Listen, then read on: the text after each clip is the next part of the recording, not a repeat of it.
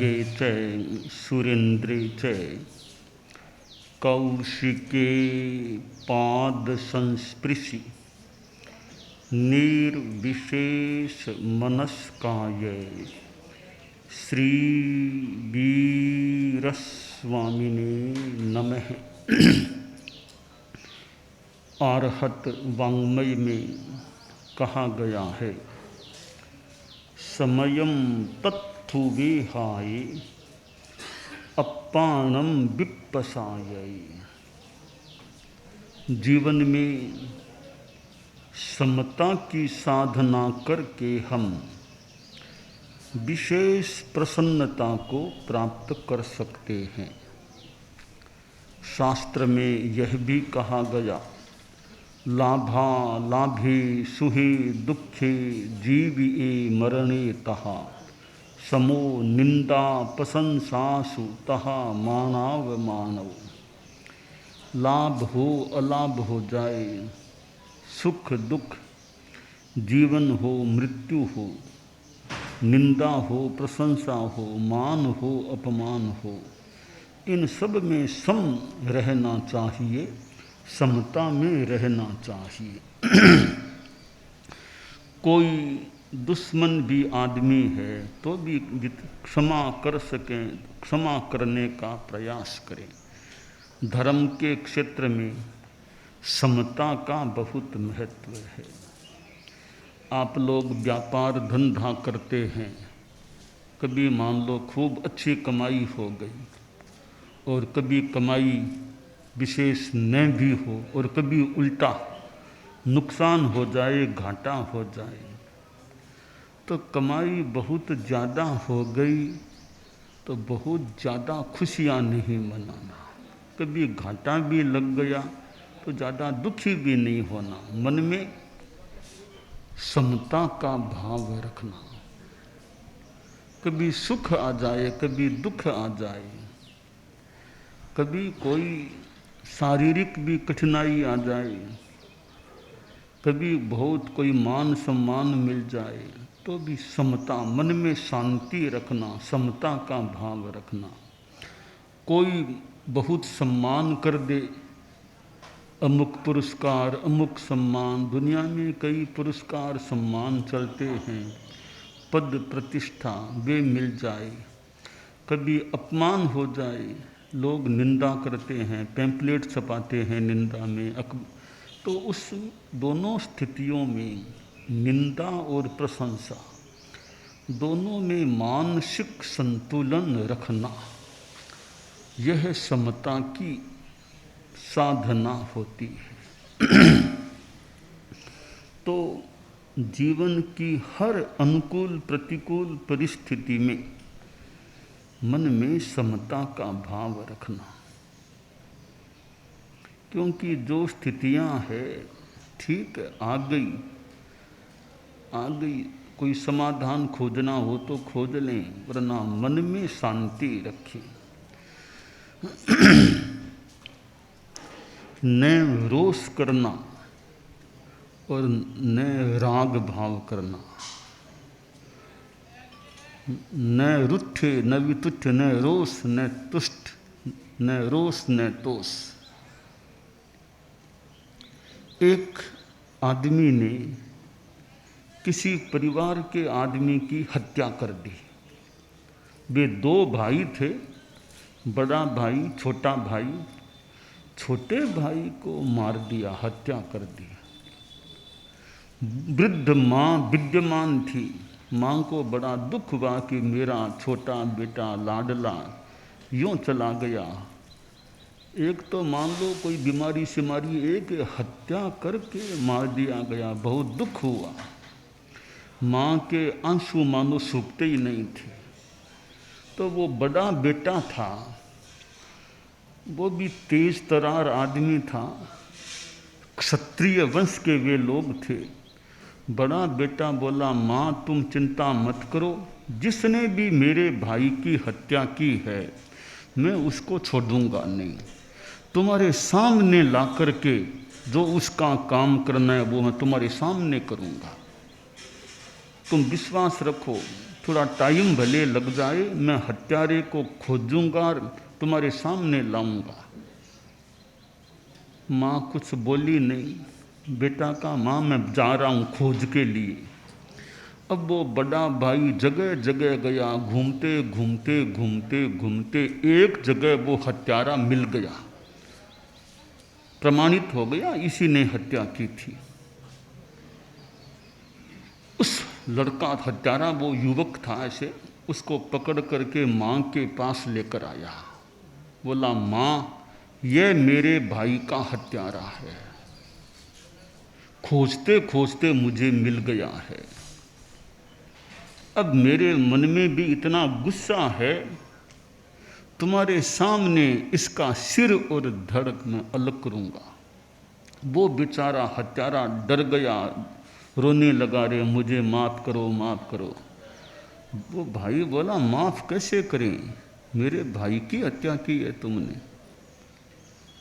अब हत्यारे ने सोचा, रे क्या उपाय है, मेरा बचाव कैसे हो सकता है। मैंने कह दिया माफ़ करो, पर ये तो मानते नहीं है, ये तो शस्त्र हाथ में लेने की तैयारी में है।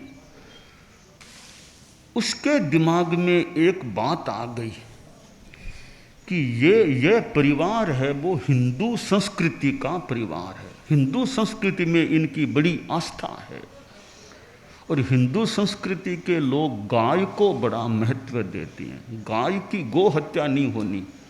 सोचा ये एक उपाय है।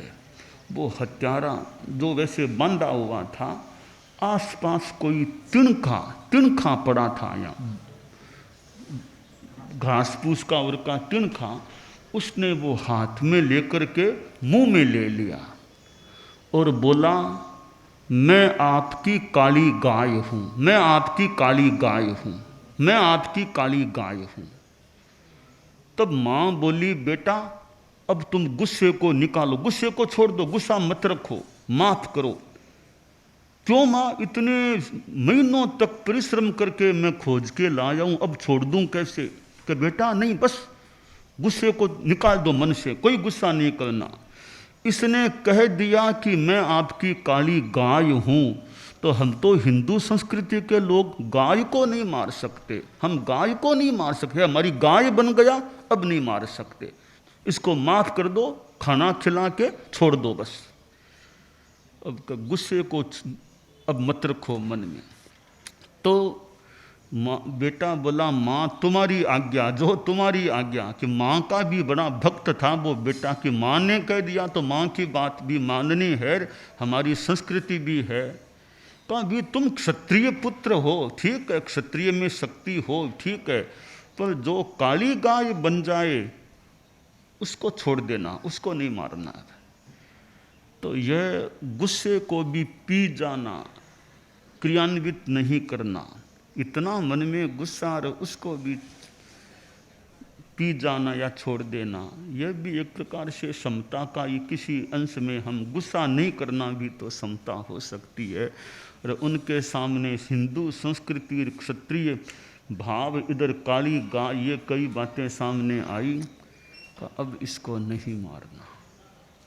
तो यह अहिंसा, अहिंसा समयम चेव, समता अहिंसा एकामेक या मिली जुली चीज़ें हैं या दोनों निकट हैं। तो मन में अहिंसा की भावना, हमारे मन में दया की भावना रहे, कि व्यक्तिगत संबंधों में थोड़ी क्षमा करने की भावना, माफ़ करो माफ़ करो। हमारे संतों की संस्कृति में तो हमारे भाई हिंसा में मत जाओ, कोई तुम्हारे चोट भी लगा दे तो भी समता रखो, साधु हिंसा में मत जाओ। तन कर मन कर बचन कर, देतन काहू दुख, तुलसी पातक झड़त है, देखत बाको मुख। तन से मन से वचन से जो साधु किसी की हिंसा नहीं करते, यानी अहिंसा के पथ पर चलते हैं, ऐसे अहिंसा मूर्ति, दया मूर्ति, त्याग मूर्ति, क्षमा मूर्ति, समता मूर्ति साधु के श्रद्धा से दर्शन करने से भी दर्शन करने वाले के पाप झड़ सकते हैं। तो साधु भी एक संपदा है संसार की। संतन होते जगत में जल जाता संसार। ये संत लोग हैं जो उपदेश भी देते हैं, शास्त्रों की धर्म की बातें बताते हैं, तो लोगों में अच्छे संस्कार भी आने की संभावना बनती है। और संतों का आना बहुत अच्छी बात है। सुत दारा अरु लक्ष्मी पापी कै भी होय, संत समागम हरि कथा तुलसी दुर्लभ दोय।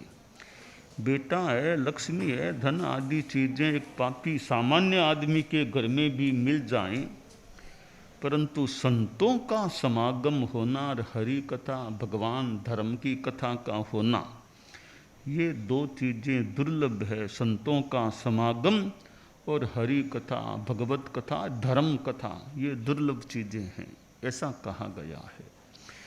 तो संतों से सद्ज्ञान मिल जाए कि एक संत पुरुष की संगति करें तो एक अच्छी भावना, अच्छे संस्कार, अच्छे विचार प्राप्त हो सकते हैं।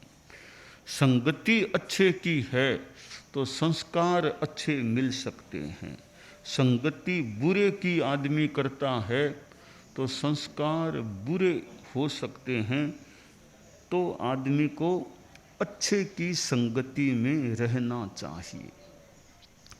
और साधु लोग जो घर परिवार को छोड़ देते हैं जीवन भर के लिए, जैन साधुओं के ये हमारे 5 नियम हैं, हम साधुओं के 5 महाव्रत बोलते हैं। सर्व प्राणातिपात विरमण, सर्व मृषावाद विरमण, सर्व अदत्तादान विरमण, सर्व मैथुन विरमण, सर्व परिग्रह विरमण, अहिंसा, सत्य, अचौर्य, ब्रह्मचर्य, अपरिग्रह। तो ये 5 बड़े बड़े नियम हैं कि साधु हिंसा में न जाए, कि कार आदि में भी सामान्यतया नहीं बैठना, कि कार में बैठेंगे तो वहाँ भी जीव हिंसा हो जाए। कार के नीचे तो कोई सांप आ जाए, कुत्ता आ जाए, बिल्ली आ जाए, कीड़े मकोड़े तो पता नहीं कितने मर जाएं, आदमी तक कोई चपेट में आ जाए। तो इसलिए साधु के कार आदि से बचो। और पहली बात है पैदल चलो। पैदल चलो तो देख देख कर चलो जमीन को, कीड़े मकोड़े भी पैर के नीचे न आ जाएं, ऐसा प्रयास रखो। तो यह साधु का अहिंसा का जीवन। रात में साधु को खाना नहीं खाना, पानी भी नहीं पीना। अब मई का महीना है, चाहे गर्मी है, सूर्य अस्त होने से लेकर वापिस सूर्य उदय हो तब तक साधु को न भोजन करना न पानी पीना। 12 ही महीने नियम है, 12 ही महीने, जब तक यह जीवन भर का नियम। तो क्योंकि रात को खाना पीना करें तो जीव जंतु पड़ जाए, मर जाए कोई, तो रात को खाना पीना ही नहीं। रात को फ्री रहो, अपना भजन करो, जप करो, ध्यान करो, स्वाध्याय करो, धर्म चर्चा कर लो, नींद ले लो, बस। खाना पीना कुछ नहीं, एकदम छुट्टी, फ्री हैं। दिन में जो खाना खा लिया, अब रात में नहीं। दिन में भी खाना खाना है तो साधु को खाना खुद को पकाना नहीं, क्यों खाना पकाने में भी जीव हिंसा संभव है, हो सकती है। ये वनस्पति की हिंसा, अग्नि की हिंसा हो जाए और छोटा मोटा जीव मर जाए, पानी की हिंसा। तो खाना बनाना नहीं, दूसरों से बनवाना नहीं, बनवाएंगे तो भी हिंसा। तो भिक्षा, कि आप लोगों के जो खाना बने उसमें थोड़ा थोड़ा जो आपके लिए बना थोड़ा थोड़ा ले लो, साधु काम चलाओ। तो यह भ्रामरी वृत्ति, भंवरा फूलों पर जाके थोड़ा थोड़ा रस ले लेता है, सारा रस नहीं ले, फूलों को क्लांत नहीं करे, वैसे ही साधु बस थोड़ा थोड़ा लेके अपना काम चलाए। तो यह साधु का अहिंसा का जीवन। और अपरिग्रह है कि साधु के पास कोई रुपया पैसा कुछ नहीं होना। साधु के पास नोट रुपया कुछ नहीं। लोग कहें भी नोट ले लो, भी नोट, साधु को नोट नहीं। हम साधुओं को नोट नहीं चाहिए, वोट भी नहीं चाहिए। कोई राजनीति में चुनाव तो लड़ना नहीं है हमको, तो कोई किसी पार्टी के नहीं, न निर्दलीय कोई चुनाव में भाग नहीं लेना। तो न नोट चाहिए न वोट चाहिए। आश्रम के लिए ज़मीन दे दें, प्लॉट ले लो, अभी हमें प्लॉट भी नहीं चाहिए। कोई हमें आश्रम बना के अपना नहीं रखना, कोई प्लॉट नहीं चाहिए। बस आपके जीवन की खोट हो तो वो भले छोड़ दो हमारे पास, कोई शराब पीने की आदत हो और कोई गलत हो तो वो हमारे पास त्याग दो, छोड़ दो, ये खोट भले दे दो या छोड़ दो, और नोट वोट प्लॉट कुछ नहीं चाहिए। यह साधु का अपरिग्रह का जीवन है। तो 1 रुपया भी साधु के पास नहीं, 1 पैसा भी नहीं होना, कोई बैंक बैलेंस कुछ नहीं होना, पूरी दुनिया में कोई भी मकान साधु के मालिकाना में नहीं होना, 1 इंच की ज़मीन साधु के ओनरशिप में पूरी दुनिया में कहीं भी नहीं होना। ये साधु का अपरिग्रह का एक जीवन है। तो ये त्याग और संयम का जीवन है। और समता, कि साधु को सर्दी गर्मी थोड़ी तकलीफ भी पड़े तो भी शांति रखो, समता रखो। समता मन में है तो सुख भी मिल सकेगा, समता है तो सुख है, विषमता है, ममता है तो दुख हो सकता है। नहीं त्याग समम सुखम, नहीं राग समम दुखम, नहीं त्याग समम सुखम। राग के समान तो दुख नहीं, त्याग के समान कोई सुख नहीं। तो साधु तो त्याग मूर्ति, दया मूर्ति, त्याग, संयम, संयम। तो साधु के कपड़े भी का ज़्यादा मत रखो, सीमित कपड़े रखो, बस उनका वजन भी अपना खुद उठाओ, यात्रा करो। यह सिंपल सादगी का जीवन, जो साधु का जीवन ऐसा होना चाहिए। और चतुर्मास 4 महीने एक जगह रहना, सावन भादवा आसोज कार्तिक, मोटा मोटी ये 4 महीनों का प्रवास तो एक नगर गांव आदि में करना, बाकी 8 महीनों में घूम सकते हैं। तो ये साधुओं के नियम हैं कि साधु का मूल त्याग, तप, संयम, तप, वो साधु का धन होता है।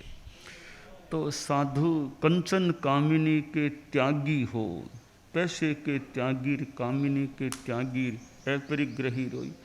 ये 5 महाव्रत जो साधु के हैं, सम्यक दर्शन, सम्यक ज्ञान, सम्यक चारित्र, इनकी आराधना करने वाले जो साधु हैं, शुद्ध साधु, किसी भी देश में हो, किसी संप्रदाय में हो, अगर शुद्ध साधु हैं, तत्व की भाषा में 6ठे गुणस्थान से लेकर 14वें गुणस्थान तक में हैं, और कभी कभी तो आप गृहस्थों में भी कोई साधु मिल जाए, कोई कोई गृहस्थ ऐसे होते हैं उनमें भी साधुता होती है।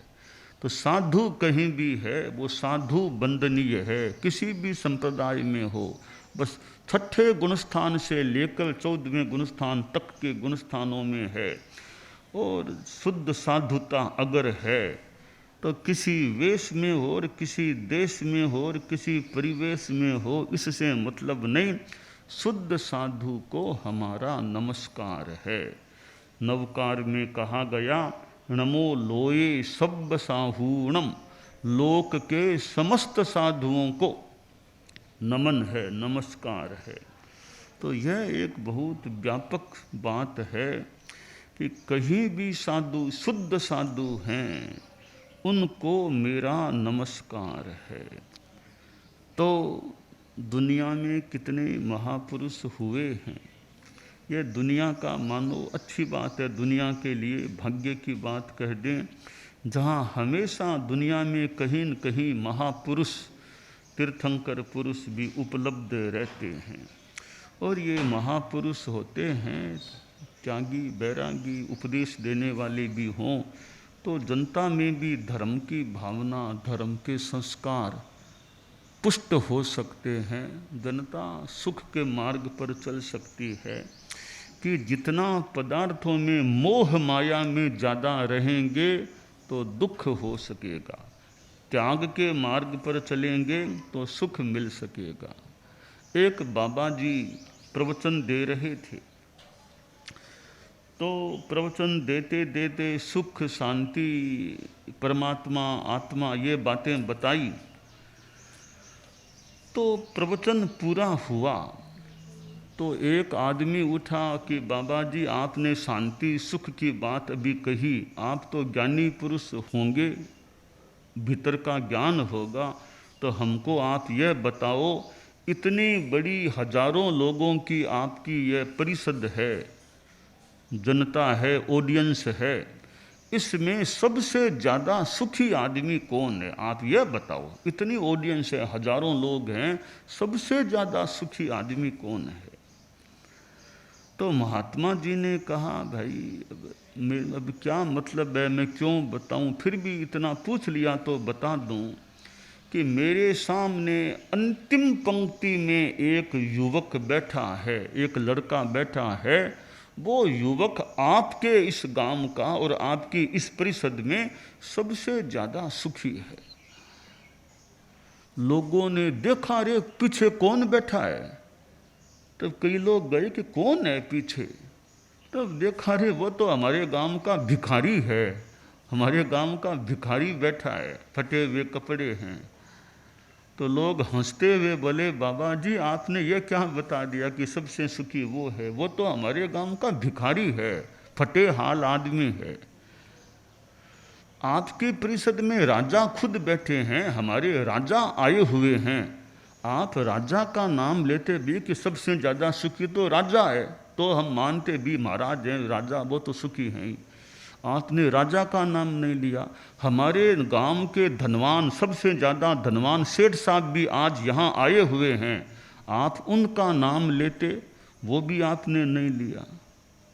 और हमारे में कोई व्यापारियों में किसी का नाम, वो भी नहीं लिया, आपने वो गरीब भिखारी का नाम लिया कि सबसे ज़्यादा सुखी वो है।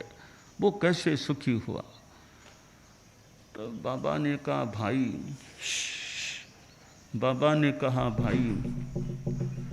कि मुझे तो जैसा लगा वो मैंने बता दिया, तो फिर भी इस लड़के को यहाँ लाओ, बात तो करें। तो वो छोटा उम्र का लड़का युवक सा था, उसको लेकर आए, बाबा के सामने खड़ा हो गया। अब बाबा ने कहा, तुम एक बार यहाँ रहो, एक तरफ खड़े रहो। बाबा ने, राजा बैठा था, राजा से पूछा कि ये लोग कह रहे हैं कि सबसे ज़्यादा सुखी, आप राजा का नाम लेते ना, तो राजन बताओ, आप तो पूरे सुखी हो ना, पूरे सुखी हो ना? बोला, महाराज जी मैं तो पूरा सुखी नहीं हूँ। तो आप तो राजा हो? कि राजा तो हूँ, तो चित्त में चैन नहीं रहती है। और तो क्या आपने पूछ लिया तो बता दूं, मेरे तो खुद के घर में ही झगड़ा हो रहा है, मेरे तो लड़कों में ही झगड़ा हो रहा है। वो कहता है कि आगे गद्दी मुझे देना, वो कहता है गद्दी मुझे देना, तो आपस में झगड़ रहे हैं वो तो गद्दी के लिए। उनको ही मुझे समझाना भारी पड़ रहा है। जनता की बात तो दूर, वो तो हैं ही समस्याएं, मेरे खुद के परिवार में भी समस्याएं हैं, तो चैन नहीं है, मैं तो इतना सुखी नहीं हूँ। तो बाबा ने वो सेठ साहब का नाम लिया कि हमारे सबसे ज़्यादा धनवान हैं। कहा, सेठ साहब आप तो पूरे सुखी है ना? बोला, बाप जी पूरा सुखी कैसे हूँ, वो कभी रेड पड़ती है, कभी कुछ होता है, मैं तो परेशान होता हूँ, तो मैं तो पूरा सुखी नहीं हूँ। पता नहीं कब रेड पड़ जाए, कब वो आ जाए। अक्सर लोग पूछताछ करते हैं, वो खाता दिखाओ, कच्चा पक्का, कई चीज़ें होती है, तो मैं तो पूरा सुखी नहीं हूँ। और व्यापारियों में से आप लोगों, आप तो पूरे सुखी के महाराज, सुखी कहाँ है? कभी घाटा, कभी कुछ, या इनकम टैक्स आदि आदि, हम तो झंझट में, कोई पूरी शांति नहीं है। तब बाबा ने प्रश्नकर्ता से कहा, देख लो, न तो राजा अपने आप को पूरा सुखी कह रहा है, न सेठ साहब पूरे सुखी, न व्यापारियों में कोई कह सुखी हूँ। फिर उस युवक से पूछा जो वो पीछे बैठा था कि बेटा तुम तो सुखी हो कैसे? कि बाप जी मैं तो परम सुखी हूँ, एकदम आनंद, परम सुख है। तो तुम्हारे पास खाना पीना? बाप जी खाना पीना कोई चिंता नहीं, गांव में बहुत लोग हैं, थोड़ा बहुत सहयोग कर देते हैं, मेरा काम चलता है, होता है उतना, थोड़ा बहुत काम कर लेता हूँ, थोड़ा लोगों का सहयोग ले लेता हूँ। मैं तो जो मिल गया उसमें संतोष है, कोई असंतोष नहीं है। संतोष का धन मेरे पास है, गोधन गज धन वाज भी जब आए संतोष धन सब धन धूलि समान। संतोष का धन मेरे, और धन तो विशेष नहीं है, संतोष का धन है। बस जो आज मिल गया उसमें संतोष, कल की चिंता मैं करता नहीं हूँ। और जितना टाइम खूब टाइम मिलता है, खूब भगवान का नाम, शास्त्रों का स्वाध्याय, और कोई सेवा का काम हो तो सेवा भी, ताकत है शरीर में, सेवा भी कर देता हूँ, तो खूब आनंद में हूँ, कोई दुख नहीं है मुझे तो। और शरीर भी मोटा मोटी ठीक है, मन में शांति, शरीर ठीक है, रुपया पैसा की मेरे मन में कामना है नहीं, बस काम चल रहा है। तो बाबा ने कहा देखो सबसे ज़्यादा सुखी ये इसलिए है कि संतोष इसके मन में आ गया, बस संतोष आ गया, हर स्थिति में समता की भावना आ गई, समता भाव आ गया, इसलिए यह राजा से भी ज़्यादा सुखी है, सेठ साहब से भी ज़्यादा, औरों से भी सबसे ज़्यादा सुखी है। तो यह सुख, समता, संतोष, यह सुख है। तो मनुष्य में समता भाव आ जाए और 24 घंटे मिलते हैं, 24 घंटों की 60 घड़ियाँ, ऐसा कहा गया 24 मिनट की एक घड़ी मानी जाती है ऐसे, तो एक घंटा में 2.5 घड़ी, 24 घंटों में 60 घड़ी होती है। तो आदमी, आप लोग धंधा करो, खेती बाड़ी करो, व्यापार करो और करो, कि थोड़ा समय तो साधना में लगाओ कि 58 घड़ी काम की, आपके काम काज संसार के 58 घड़ी काम की, 2 घड़ी राम की, 58 घड़ी घर की, घर के काम काज, 2 घड़ी हर की, 58 घड़ी कर्म की, 2 घड़ी धर्म की, 58 घड़ी जीव की, 2 घड़ी शिव की, 58 घड़ी मान लो आत्मा संसार की, तो 2 घड़ी परमात्मा की। तो थोड़ा समय भी आदमी निकाले, शुद्ध ध्यान करे, जप करे, आत्मचिंतन करे, स्थिर योग मेडिटेशन करे, वितरागता की भावना का ध्यान करे, तो थोड़ा समय भी, अच्छे ग्रंथों को पढ़ें भी, अच्छी ज्ञान की बातें मिले, प्रवचन आदि सुन लें, वो भी धर्म का काम हो सकता है, अच्छे प्रवचन सुने। तो कुछ समय जितना संभव हो सके रोज धर्म के खाते में लगाएं, बाकी संसार का जीवन जिए तो जहाँ पुम्मम जले जायंग, पद्म पत्र की तरह निर्लेप रहते हुए जीवन जिए, आसक्ति नहीं, मोह में ज़्यादा, संसार में रहते हुए भी जितना हो सके निर्लेप अनासक्त रहें, और ज़्यादा गुस्सा नहीं, लड़ाई झगड़ा नहीं, अहंकार की बात नहीं, समता शांति में घर में भी रहना, तो मानो संत पुरुष कुछ अंशों में बन कर के रहना। तो यह सुखी जीवन, यहाँ सुखी अच्छा जीवन है तो आगे भी गति अच्छी, क्यों यह सिद्धांत है पुनर्जन्म होता है, आत्मा का पुनर्जन्म, यहाँ जीवन है, आगे फिर कहीं जाना है। आत्मा कभी नहीं मरती, आत्मा शाश्वत है, शरीर का नाश हो जाए, आत्मा का नाश नहीं होता, आत्मा अविनश्वर है। कि डेथ हो गई, मान लो आपके दादाजी 95-96 वर्ष के चले गए, तो उनकी आत्मा नहीं मरती है, शरीर मान लो रह गया, आत्मा तो वो स्थिर है, यानी वो कहीं न कहीं आगे भी रहेगी। जैसे आदमी पुराने वस्त्रों को छोड़कर नए वस्त्र पहन लेता है, इसी प्रकार ये हमारी आत्मा एक देह को छोड़कर दूसरी देह को धारण कर लेती है। और जैसा कर्म हम करेंगे, जैसी करनी वैसी भरनी, सुख दुख स्वयं मिलेगा।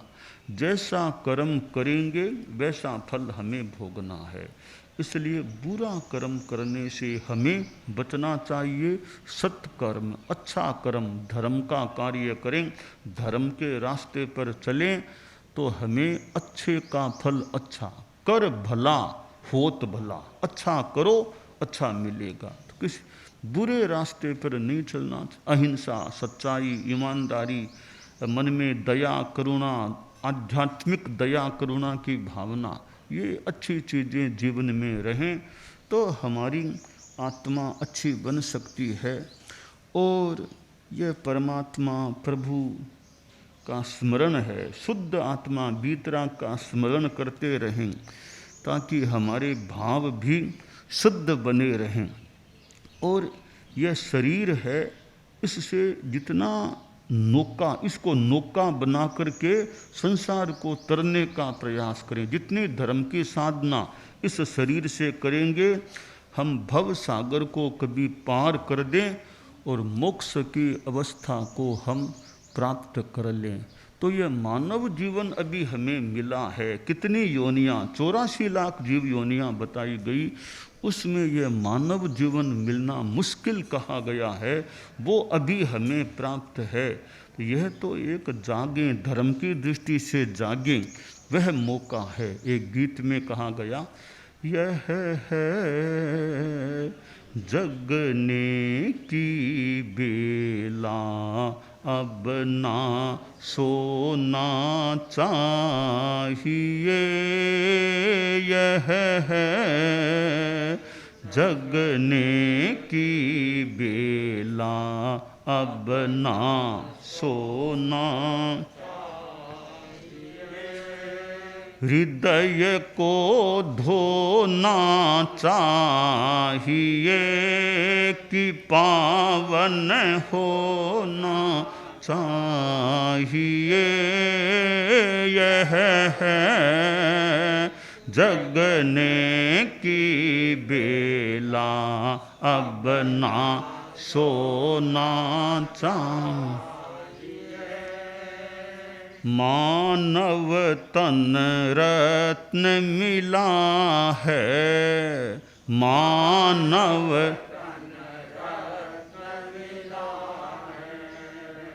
सचमुच सौभाग्य खिला है, सचमुच सौभाग्य।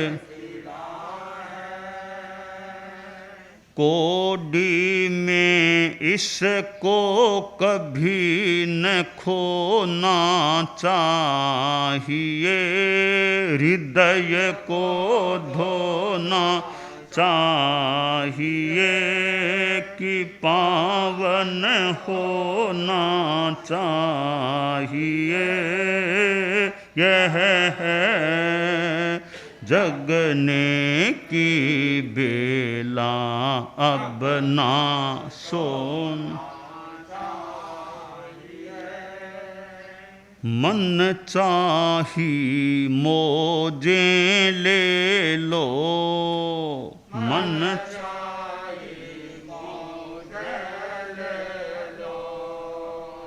चाहे जो इससे खेलो, चाहे जो इससे खेलो। यों जीवन होना नहीं, खिलौना चाहिए। हृदय को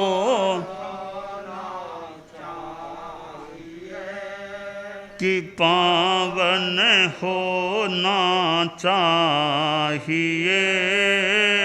यह है जगने की बेला, अब ना सोना चाहिए। तो यह मानव जीवन बहुत महत्वपूर्ण है।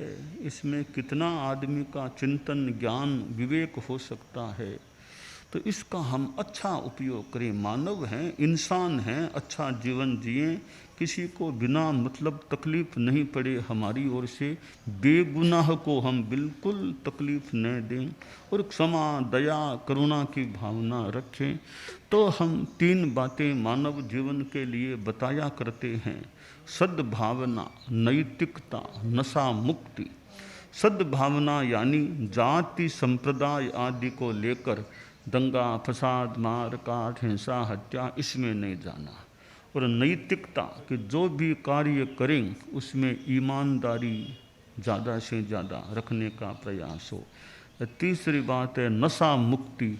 शराब, सिगरेट, बीड़ी, खैनी, गुटखा आदि नशीली चीज़ों के सेवन से बचना। इनकी 3 प्रतिज्ञाएं हैं। पहली प्रतिज्ञा है मैं सद्भाव पूर्ण व्यवहार करने का प्रयत्न करूँगा। दूसरी प्रतिज्ञा है मैं यथासंभव ईमानदारी का पालन करूँगा। तीसरी में नशा मुक्ति की बात है। तो गांव के शायद लोग बैठे होंगे, ये 3 बातें हमने बताई, प्रतिज्ञाएं, आपको कैसी ठीक आपको कैसी लगी, अच्छी लगी या कैसी लगी? ये ठीक ही लगी। प्रतिज्ञा आप बोलेंगे जितना बोलना चाहें, खड़े खड़े बोल देंगे। प्रतिज्ञाएं अभी कही ना, जैसे वो मैं सद्भावपूर्ण, टीचर्स भी और गांव के लोग भी वे अपने स्थान पर खड़े खड़े, किशोर मंडल के सदस्य ना वो नीचे, किशोर मंडल के नीचे, यहाँ के लोग हैं ना वे अपने स्थान पर खड़े। उधर भी और भी कोई हो, आपने हाँ बोलिए बोलिए। मैं सद्भावपूर्ण व्यवहार करने का प्रयत्न करूँगा। मैं यथासंभव ईमानदारी का पालन करूँगा। तीसरे में देखिए, शराब कभी भी नहीं पीना, शराब जिंदगी में कभी भी नहीं पीना, यह पक्का मन हो तो प्रतिज्ञा लीजिए, वरना कोई बात नहीं। मैं जिंदगी में कभी भी शराब नहीं पीऊँगा। और ये बीड़ी, सिगरेट, खैनी, गुटखा, इनसे जितना हो सके परहेज रखने का प्रयास। तो सद्भावना, नैतिकता, नशा मुक्ति, ये 3 बातें जीवन में रहे। अच्छा।